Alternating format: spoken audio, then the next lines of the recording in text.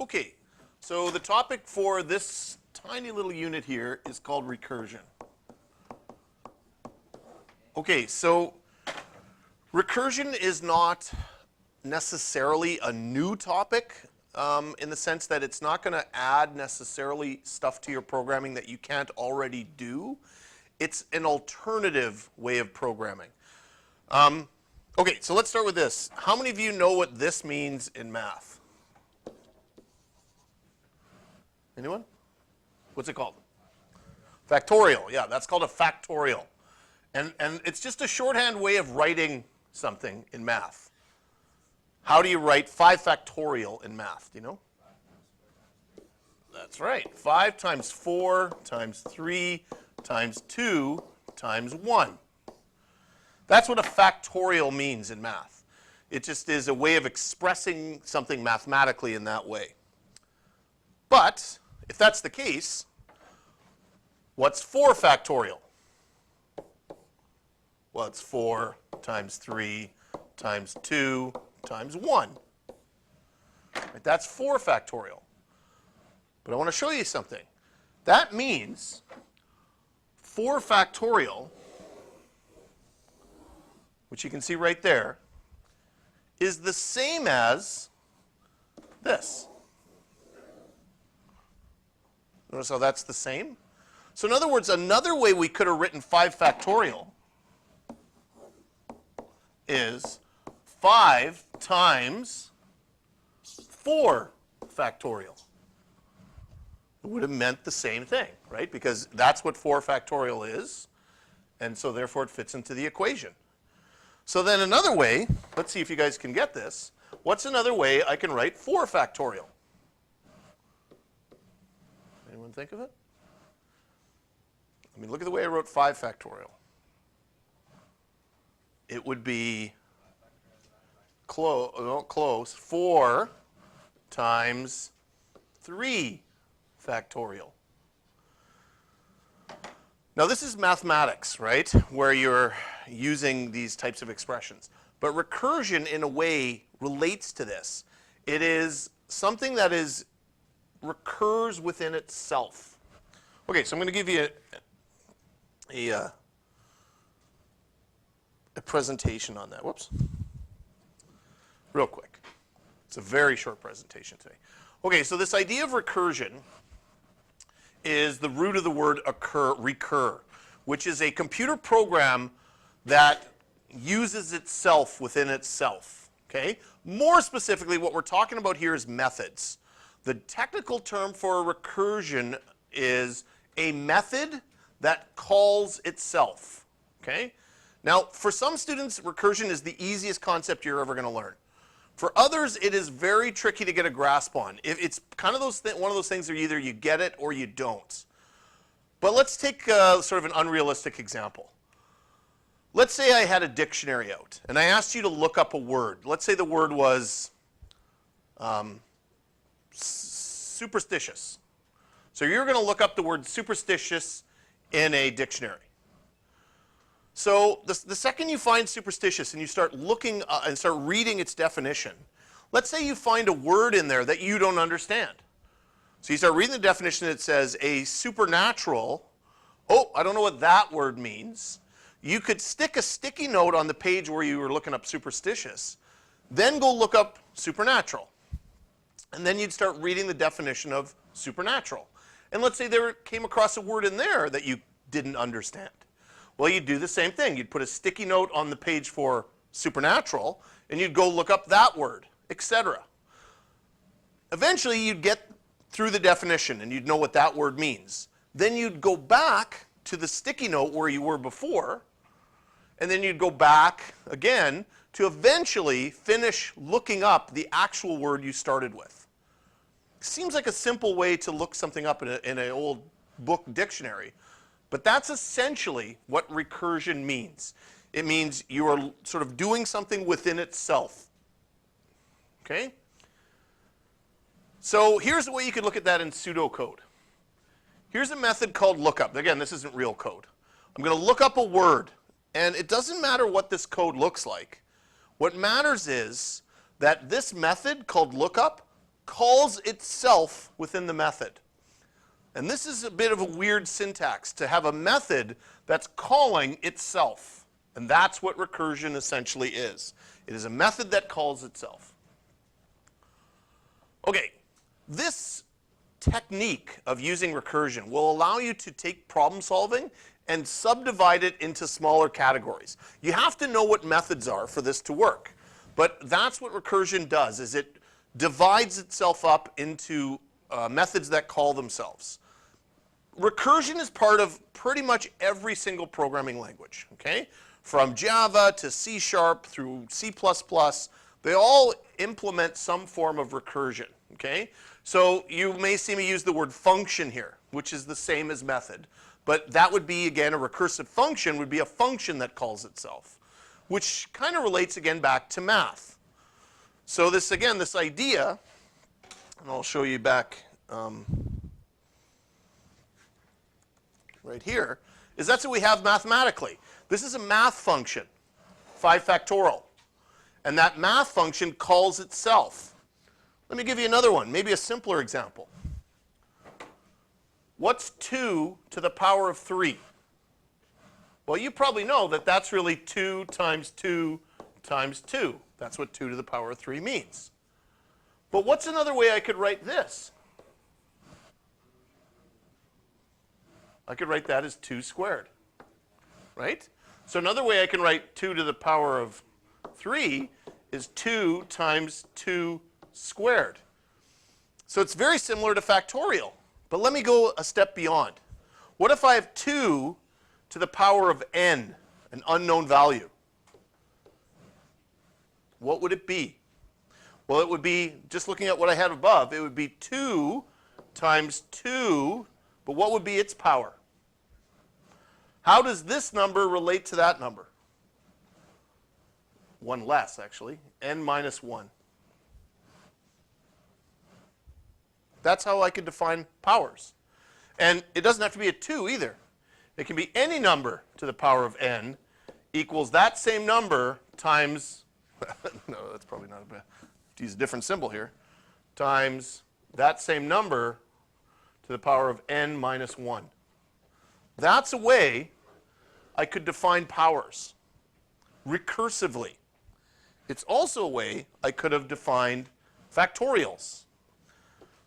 Any number, n factorial, equals n times n minus 1 factorial. That's what it means. It is a method or a function that defines itself in terms of itself. Okay? Whoops. Okay. So let's do this through an example. So let's launch NetBeans. Do a real quick example of this. We'll do the factorial example. There it is.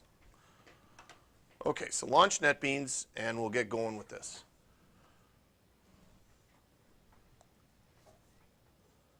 The concept behind recursion is simple, but when you actually write code to implement it, this is where it gets a bit tricky. And I actually want to use this example right here.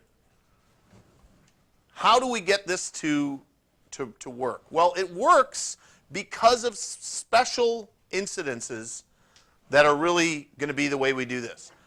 Hopefully you guys, through your 11 or 12 years of math education, know what the answer to this question is. What's 2 to the power of 1? 2. Okay? Now, 2 squared, I'll give you the answer, is 4. But here's another one. What's 2 to the power of 0? Right. It's 1. And really, does it have to be 2? No. Anything to the power of 0 is 1. And also, how would that work for this one? Anything to the power of 1 is, or x to the power of 1 is x. That's right. You guys have just identified 2 important incidences that are going to make this work.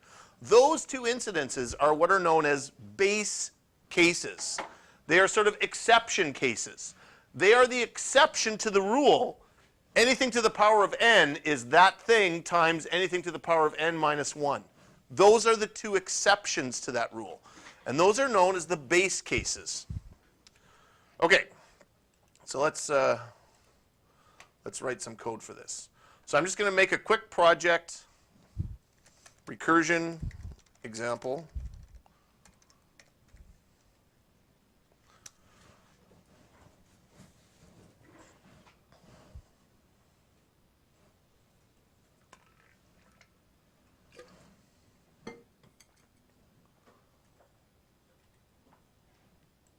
Okay, so let's get started with this. So we're going to write some code just inside a main. Very simple. Okay, let's make an integer called number. Let's set it to 10. Let's make an integer called answer. We're going to get the answer.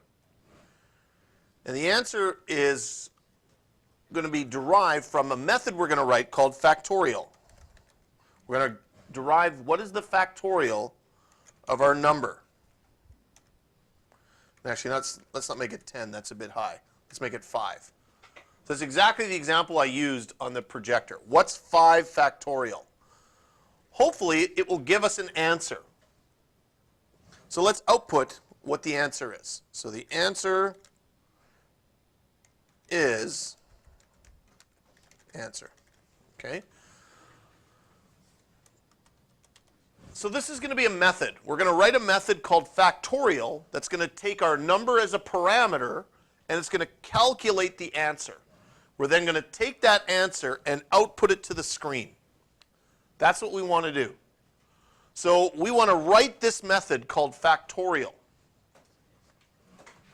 Now, again, this is a bit of a review, but you may recall that when you're using methods in Java, if you want, NetBeans can help you write that method using that light bulb right there, if you want. And I'm going to use the light bulb. I'm going to create the method called factorial. It's going to pop down here. Okay, this is not going to be a lot of code. It's going to be very little amount of code. But let's say, instead of 5, I ask for the factorial of 1. In other words, what's 1 factorial? Now remember, what you guys have already figured out, that any number to a factorial equals that number times that number minus 1 factorial. So how would that apply for 1? 1 would be equal to 1 times 1 minus 1 factorial. Well, what's this, 1 minus 1 factorial? Well, 1 minus 1 is 0. So what's 0 factorial?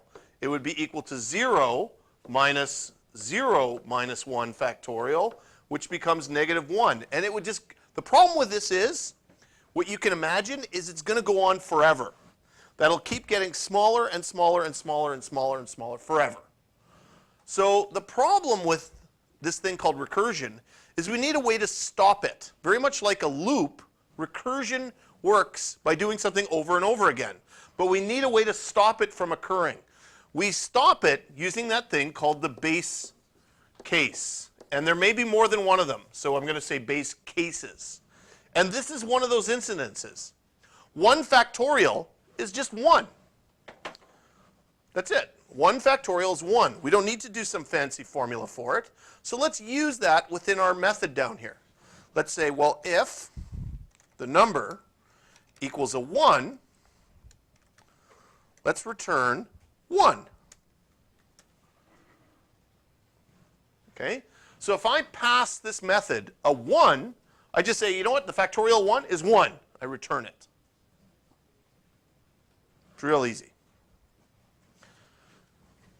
And actually, that works for other numbers as well. else if the number equals 0. What do you think the factorial of 0 is? 0. So we'll return 0. Now, technically, in our program, we're not going to worry about negative numbers. We're just going to stay with positive numbers. But I just want to ask, can any of you think of a way to optimize that code? Instead of having an if and an else if, could we reduce that code down? Is there a way we could write better code than that?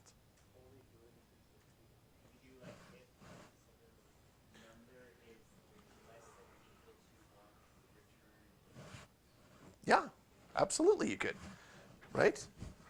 So why not just write it as else if number is, as just said, less than or equal to 1, return the number, which would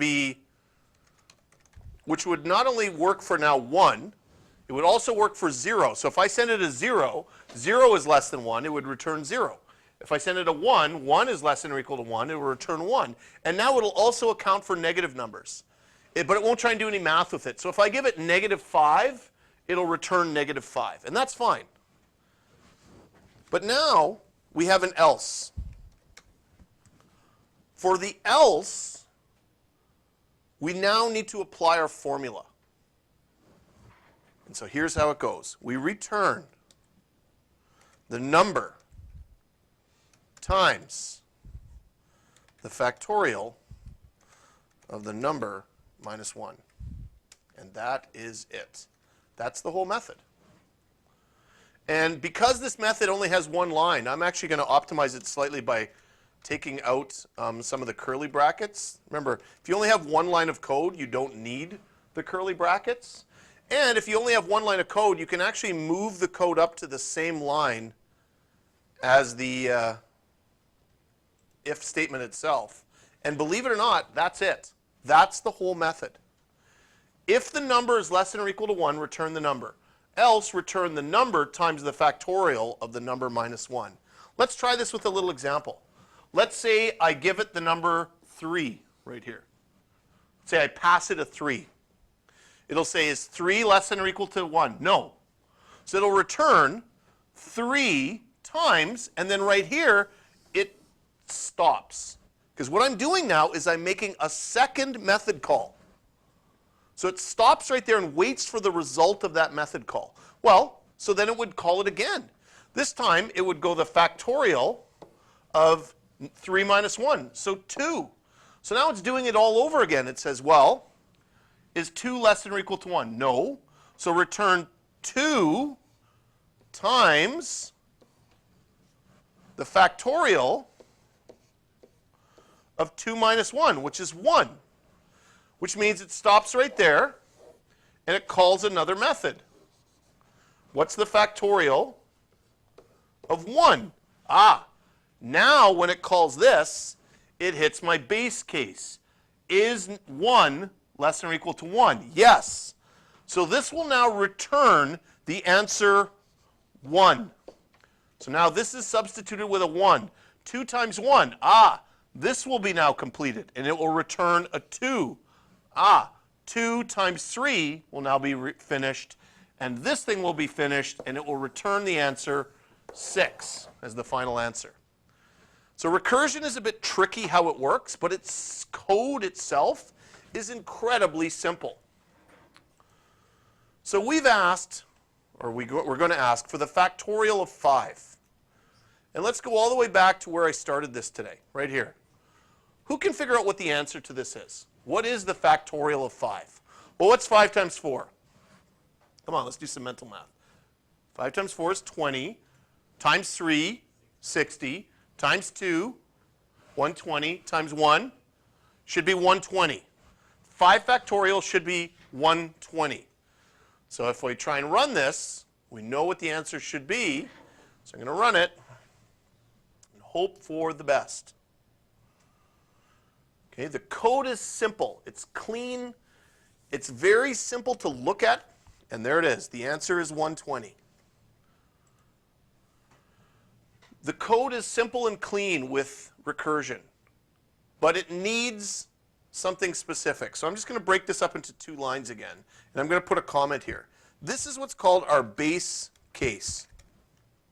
And down here, this is called the recursive case. And you can have one or more base cases or one or more recursive cases in every method that's recursive. Okay, let's try one more quick example. In the same example, let's make an exponent equal to 3. So now we're going to do the power thing. We're going to say answer equals the power of our number raised to our exponent. And then we'll spit out the answer again. So I'm just going to repeat that line of code. Okay, so we're now going to use a different method here called power. We're going to write this method. And what it's going to do is it's going to take 5 and raise it to the power of 3. What's 5 to the power of 3? You guys should be able to mentally calculate that. Sure, 125, yeah. 5 times 5 times 5. So that's what we should get as our answer here. But we're going to use recursion to write this method called power. So let's use our light bulb, and let's create the method called power.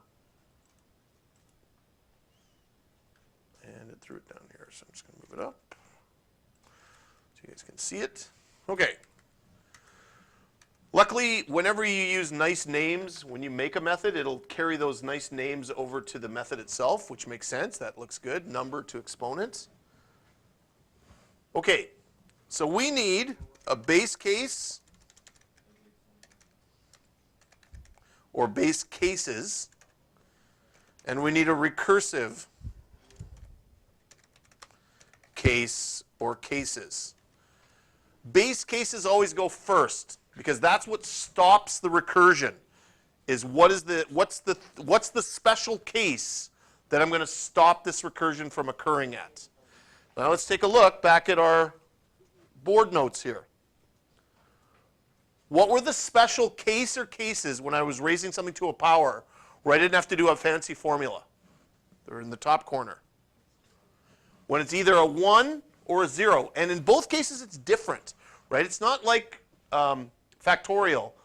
When it's raised to the power of 0, I return a 1. And when it's raised to the power of 1, I return itself. So let's take care of the base cases. If exponent equals 0, I return 1. Right? Anything to the power of 0 is 1. Else, if exponent equals 1, what do I return? Who can think of the answer right there? Number, that's right. I return number. So those are my base cases. That's what stops the recursion. But now I have the else. And now I go back to my board notes. What was the formula for, well, it's right here. The number to the exponent equals the number times, and you can maybe see the way it's going to go. It is, I return the number times the power of the number, comma, to the exponent minus 1. And that is it.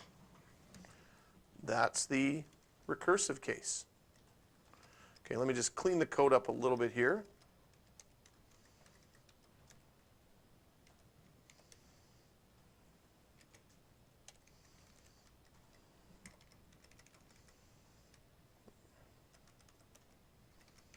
And there's, sure, you could use curly brackets. There's lots of ways you could write this.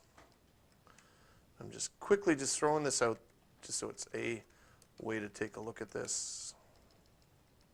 But that's really it. That's now how I can take power and do it recursively. The alternative to doing things recursively would be to write a loop. You could certainly do the same two methods using a loop. What recursion offers you is another tool in your programming toolbox. It's not necessarily going to be the tool to solve it.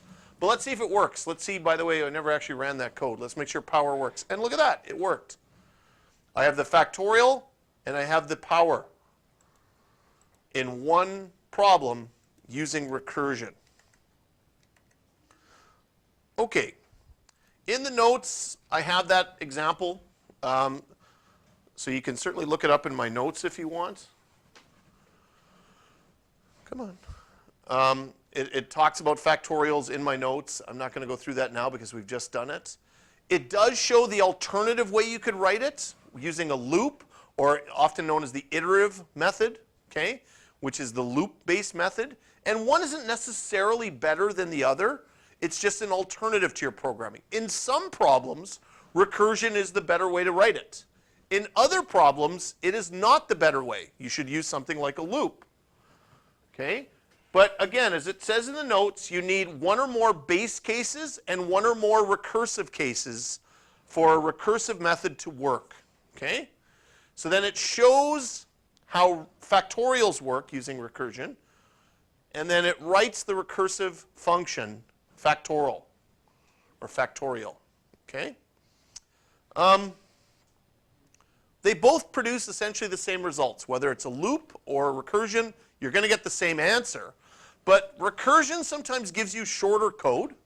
It sometimes gives you simpler looking code. But it doesn't always necessarily give you more efficient code. Believe it or not, recursion often eats up more memory than a loop. Sometimes. So again, you have to analyze what kind of problem solving you're doing with your programming. It's another tool in your programming toolbox. And that's it.